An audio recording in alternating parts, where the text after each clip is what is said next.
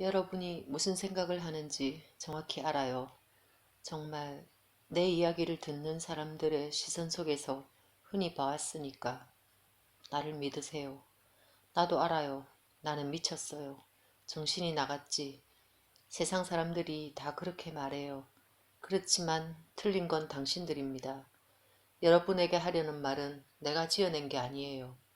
어떤 방식으로든 말입니다. 나는 잊힌 사실을 찾아내려는 것뿐입니다. 우리는 이제 아무것도 믿지 않아요. 그리고 그 때문에 슬퍼지지 않기 위해 그것을 진보라고 부르죠. 옛날 사람들은 그들이 발견한 흔적들을 우리에게 남겨주었어요. 지도, 문서, 물건, 기호, 거기에 관심을 보인 연구자들과 대학들은 그것을 번역하고 분석하고 설명해 왔지만 사실 그들은 그 모든 것을 무시했어요. 왜냐하면 그들 중 옛사람들이 남긴 흔적을 실제로 믿는 사람은 아무도 없었으니까. 교수가 아기를 섞어 말했다. 마테오와 가리발도는 눈길을 낮추었다. 두 사람은 교수가 혹시 박해받는 사람과 관련된 거대 담론을 시작하는 것은 아닐까 반문하는 중이었다. 호련히 말을 멈추었다가 모여있는 사람들을 한참 동안 쳐다보는 것으로 봐서 그도 그런 낌새를 눈치챈 것 같았다. 그는 좀 더 확실히 말해두기 위해서 다시 입을 열었다. 지옥으로 가는 문은 여러 개입니다. 테이블에 모인 남자들은 더욱 주의를 기울였다. 노인은 말을 계속했다. 특히 여기 우리가 사는 곳 남부 이탈리아에는 언제나 그 문이 있었어요. 옛날에는 모두 그 문의 존재를 알아서 누구도 괴상망측하게 여기지 않았죠. 자, 이 지도를 보세요. 고대 그리스 시대에 만들어진 지도예요. 나폴리에서 몇 킬로미터 떨어진 곳에 있는 아베르노 호수는 어떤 문을 가리킵니다. 수세기 동안 그 호수 위를 지나는 새들이 물에서 방출되는 가스에 질식해 죽었어요. 그 호수가 바로 입구였고 어쩌면 죽음이 그 문을 밀봉하고 다른 문을 열기로 결심했을 수도 있어요. 휴하산 솔파타라도 마찬가지예요. 나는 거기에 가본 적이 있습니다. 거기엔 지독한 유황 냄새와 계란 썩는 냄새를 풍기며 여러분의 목을 질식시키고도 남을 황색 흙이 아직 남아있지요. 바로 지난날에 부인할 수 없는 흔적이지요. 그 산이 바로 저 아래 세상으로 향하는 통로입니다. 또 다른 통로도 있어요. 나는 그 전부를 목록으로 만들었죠. 칼레나의 수도원, 시칠리아 사람들이 온 마을 사람들을 정장 입은 해골 상태로 쌓아놓기 전에 팔레르모 지하 무덤, 몰타섬의 수수께끼 같은 지하도, 마테라의 암굴 주거지 셋이 아주 많아요. 지난 2년 동안 나는 지옥 지도를 만들었어요. 바로 여기 있습니다. 자, 보세요. 놀라움을 금치 못하는 친구들이 노인이 흔들어대는 종이장 위로 몸을 기울였다. 거기엔 남부 이탈리아 지도가 특정 장소의 이름에 둘러친 조그만 표시들로 군데군데 얼룩진 지도가 있었다. 이게 뭡니까? 나폴리 항구 위에 한 장소를 나타내는 조그맣고 까만 원을 손가락으로 가리키며 마테오가 물었다. 문. 교수는 간결하게 대답했다. 여기요. 나폴리에요. 그래요. 바로 여기로 접근해야 해요. 아무도 모르지. 그 문이 열릴 때가 있어요. 반대로 다른 문들은 오래전부터 굳게 봉해져야 했죠. 노인이 대답했다. 그런데 가리발도가 교수를 향해 이 남자와 그의 관계에 대한 공포감이 드러나는 눈길을 주며 입을 열었다. 그때 갑자기 사령관처럼 엄중하게 일어선 마체로티 신부가 그의 말을 가로막았기 때문에 가리발도는 하던 말을 마무리할 수 없었고 아무도 그가 무슨 말을 하려 했는지 알 수 없었다. 거기에 있던 사람들은 일제히 소스라치게 놀랐다. 마체로티는 저녁 모임 초반부터 눈을 반쯤 감고 의자에 앉아 몸을 약간 뒤로 젖힌 채 침묵을 지켰으므로 그곳 모든 사람들은 알코올의 영향에다가 나이까지 합세해서 그가 잠들어 버렸다고 생각했던 터였다.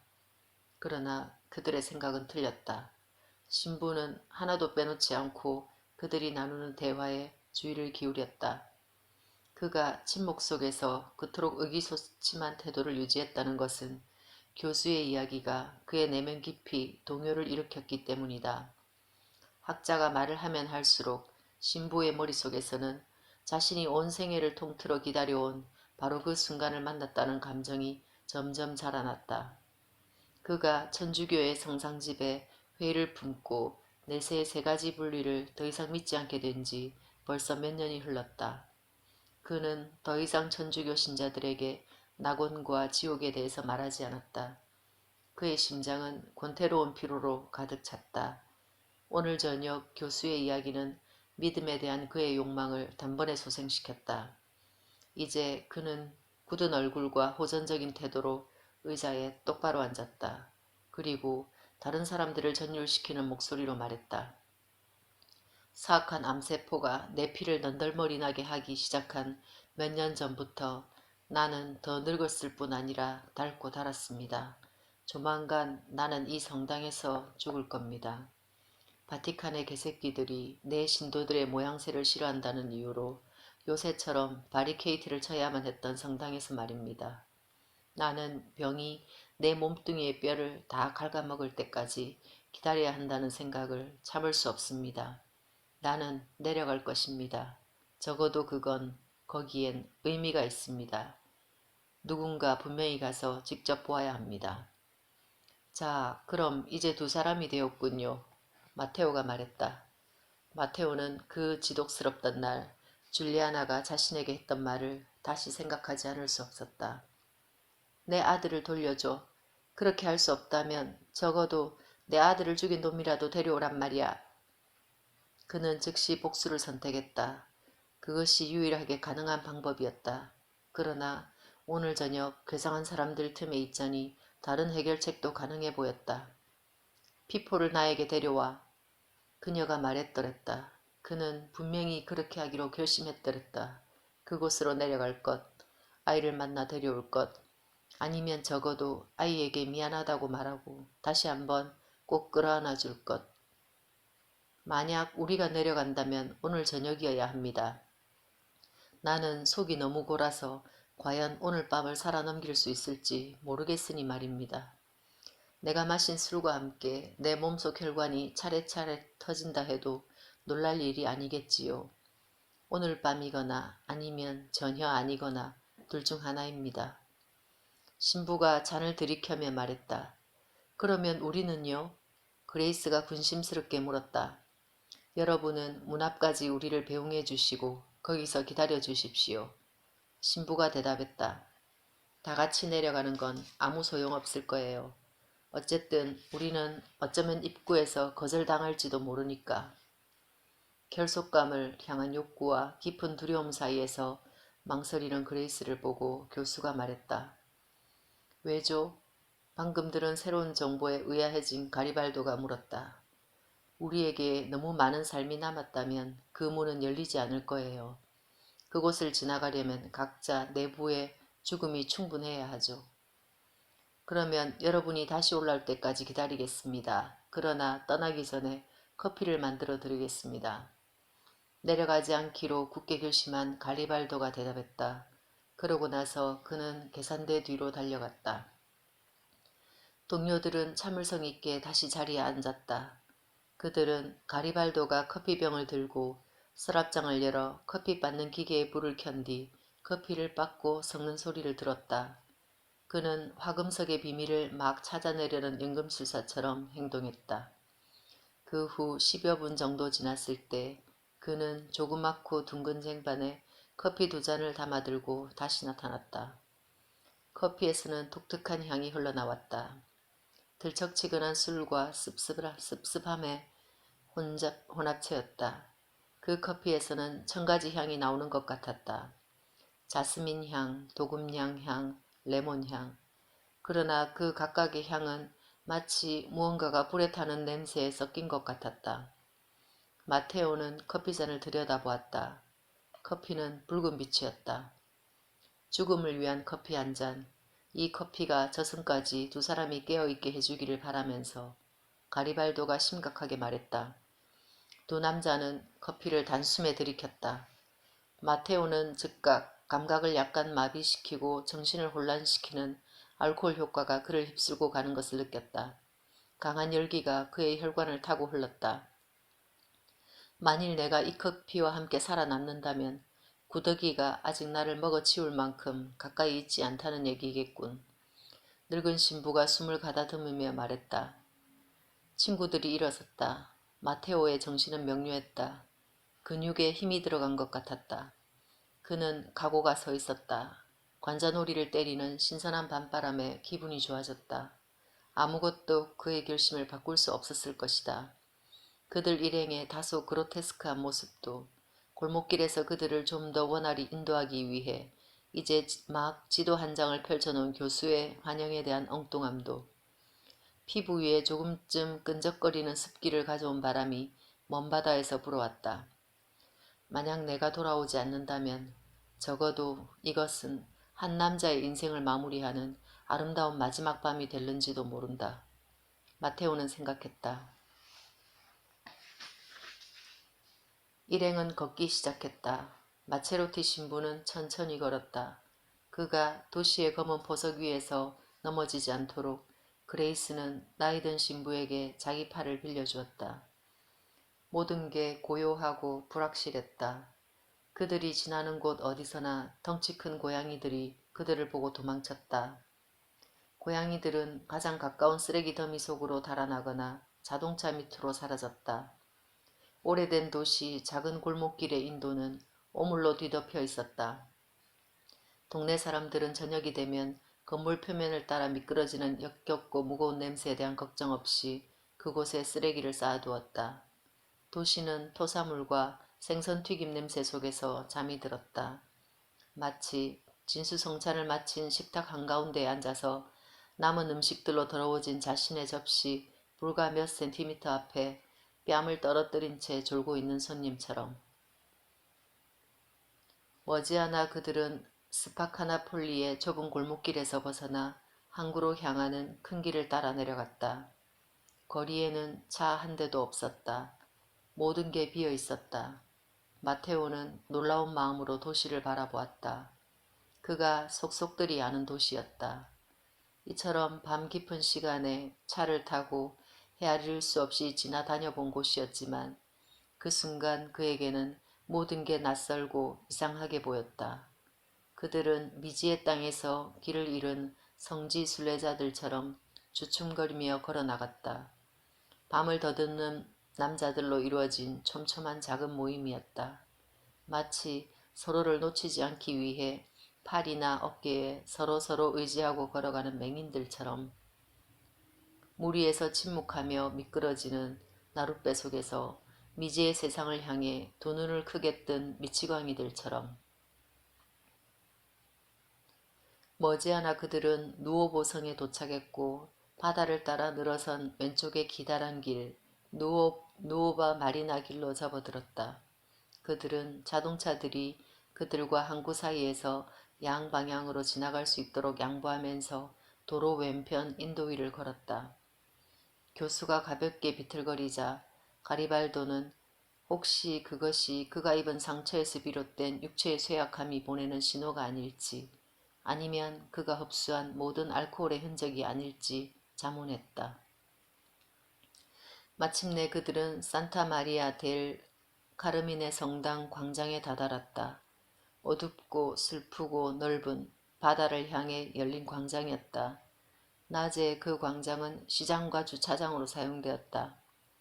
이런 밤 시간에는 불구자들과 술에 전 사람들이 광장을 차지했다. 취기와 성욕을 찾아 도처에서 굶주린 사람들과 그림자들이 출몰했다.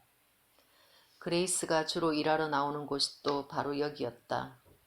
게이들이 각자 정한 모퉁이에서 그날 기분과 저마다 지닌 절망의 농도에 따라 이 그룹에서 저 그룹으로 움직이는 사람의 표류물에서 제 몫을 정하며 창녀를 상대하는 곳이 바로 여기였다. 스페인 동네에 있는 전형적인 창녀촌이나 보메로의 구닥다리 건물과는 전혀 관계없는 불행의 매춘이었다. 여기서 절반쯤 아프고 절반쯤 흥분한 몸뚱이들이 서로를 어루만졌고 짧은 선교와 맞바꾸어지는 집회는 그들의 손만큼이나 더럽고 너저랬다. 광장에 도착하자마자 이 일행은 사방에서 불순한 호기심을 불러일으켰다. 화폐의 자력에 이끌리듯 열에 들뜬 이곳 사람들의 구부정하고 절룩뚝거리는 실루엣이 그들을 향해 다가왔다. 사람들은 그들의 냄새를 맡고 킁킁거리고 밀고 훔치고 모든 것을 빼앗은 뒤 배를 가른 채 인도에 버려두고 떠나는 핸드백처럼 그들을 남겨두고 떠나려 했다. 그러나 그레이스를 알아보자마자 그들은 한 발짝씩 뒤로 물러나 길을 터주었다. 그레이스는 욕설을 퍼붓고 그들의 이름을 부르면서 그들과 거리를 유지했다. 너 나차에서 온 돼지, 뒤로 더 물러서 네 냄새 때문에 숨이 막힌다. 그리고 너 디노, 이분들이 지나가게 해드려. 네 사악한 눈을 보면 쥐새끼도 토하겠다. 그리고 그것도 충분치 않자 그녀는 자신이 아는 그들만의 비밀을 들춰내며 망설이지 않고 치욕을 주었다. 멍청이 라파엘, 내가 학문으로 해줬을 때 네가 얼마나 좋아했는지 온 세상 사람들한테 까발렸으면 좋겠냐? 그 여름밤에 말이야. 그녀는 마치 개를 대하듯 말했고 한 명 한 명씩 차례로 구박했다. 그리고 그것은 효과가 있었다. 그들은 일행이 광장 끝까지 닿을 수 있도록 충분한 시간 동안 거리를 유지했다. 저쪽입니다. 교수가 바다를 가리키며 말했다. 저쪽에는 아무것도 없잖아요. 가리발도가 반박했다. 사실 누오바 마리나 길을 가로지르자 빈 깡통과 망가진 주사기 그리고 무기력하게 늘어진 남자들로 뒤덮인 작은 평지 외에 아무것도 없었다. 그러고 나서는 항구 입구를 보호하는 철책만이 세워져 있었다. 탑들 말입니다. 건너편을 가리키며 교수가 말했다. 두 길을 나누는 평지 위에는 정말 키가 작고 땅따란 그리고 부분적으로 잘려나간 탑이 하나 있었다. 그리고 두 번째 길 다음에는 두 번째 탑이 항무관 사무실의 철책 발치에 있었다. 탑들은 누추했다. 아마도 매우 오래된 것 같았지만 벽돌로 여러 번 대충 수리해서 정말이지 하찮아 보였다. 두 마리 쌍둥이 사마귀 같았다. 길을 건너 첫 번째 평지에 다다르자 그들은 이 시간이면 차들이 번개처럼 지나가곤 하는 두 줄기 빠른 길에 둘러싸인 섬에 자리 잡은 것처럼 보였다. 저기야, 저기야.